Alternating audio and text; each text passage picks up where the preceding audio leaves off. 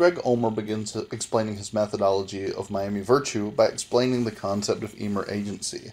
This group, whose name is a concept based on the term emergency, emergence, and agency, functions as a consultancy without portfolio for the purpose of engaging in and informing discussions about public policy. The Emeragency seeks to develop Internet practice in response to Paul Virilio's notion of the general accident. Virilio argues that the overwhelming speed created by the Internet creates a single time, wherein the process of democracy is made impossible. This speed and connectivity could create an accident of catastrophic scale. One of the key concepts that Ulmer develops through the writing is that of electracy. Ulmer explains that electracy does for digital imaging what literacy did for manuscript and print technology. Overall, this is based on the notion that the apparatus of literacy, like that of orality, is subsiding into a new and electrate era. Ulmer argues that the image crossroads functions as a categorical image, exemplifying the logic of a new apparatus, electracy, that does for digital imaging, again, what literacy did for manuscript and print.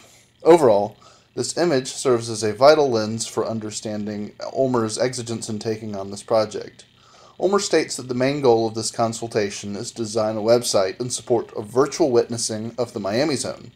Overall, the website will function as an interface between public life and the Internet, community that witnesses policy negotiations and contributes to the formation of a critical civic sphere within the society of the spectacle. Ulmer goes on to explain that the practice of the consultancy is to create a testimonial. During this project, an Emeragency member took pictures in the Miami Zone for 5 weeks. Of these pictures, the photo Crossroads was selected largely because of its external detail of scene and the themes that can be viewed through it. Ulmer explains that this image is important to the project not only as an image, but in the future as it could be functioning as a mirror world, wherein the mood of a place can be investigated. Ulmer conceives of these mirror worlds as a sort of virtual parlor for image searchers and other kinds of investigators. One of the main methodologies that Ulmer advocates is finding the general mood of a place. There is no set way to do this, but generally it can begin, as Ulmer begins, with the Miami Zone by finding out as much material about the place or event as possible, and finding that which seems most piercing. While other methodologies often look for research based on current research and other models, this project came about because of several high-profile murders that resulted in a media onslaught in the area. Because of the high-profile nature of the story, the project seemed sensible for the Emeragency to pursue. As mentioned previously, the purpose of the Emeragency is to examine public policy decisions. The Miami Zone has 30 different organizations that examine different aspects of policy. Ulmer examines different issues such as substandard vessels and begins examining the way these issues can be addressed. Ulmer uses an interesting method in that he publishes interviews that were conducted with various boat operators who feel that the Caribbean Code is putting them out of business. Overall, these interviews allow us to get a sense of the atmosphere of the situation and an understanding of the boat owner's personal plights. After this, Ulmer explains that in order for the scene to matter to anyone, it has to become a situation. This is accomplished through gathering the various cora, photographs, and interviews, and then finding the mood in those. This explanation of mood allows the Emeragency to create what Ulmer deems the situation. Ulmer explains that the first tourists were theorists, and that in order for the situation to become clear, they had to do touring. This metaphor of tourism and use of choral practice is useful in that it opens up the concept of leisure time and enjoyment, which Ulmer argues is vital for fostering creativity.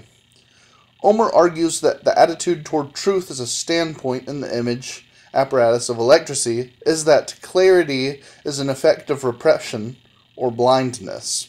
He explains that in saying, in the electrate apparatus, the clear distinction between subject and the object disappears. Ultimately, electrate space changes the way things are and the way they are viewed. Cora augments feeling the way that topic augments analysis. I know all of this sounds very subjective. It is. Ulmer reminds us that one of the main challenges of this is how to view things in the warped space that we necessarily view things from, and that each viewer is different than the other. Omer claims that choral categories are warped singularities, not universals, and as such the various methods he has prescribed in the past, such as the My Story and Memorial, are based on finding the obtuse meaning. The other meaning that functions as a punctum can't be explained, but is nevertheless very important.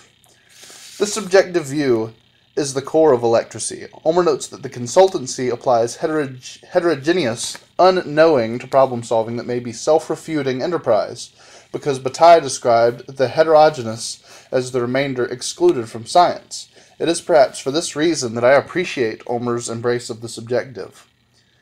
The members of the Emer agency, or an agent as Ulmer would say, are not just the author, but a character in the story. In doing this sort of theory tourism, we are necessarily playing a part in the story as we are telling it.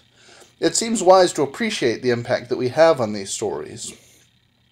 Finally, at the end of Part 1, Ulmer leaves us with an understanding of the Emer agency, electracy, and a general idea of his values and terms as he goes through describing the different processes that go into doing his project for Miami Virtue, and the value-laden way of looking at image that he prescribes.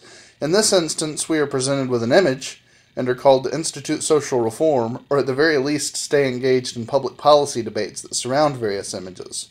Stay tuned for Part 2, where Miami Virtue will continue.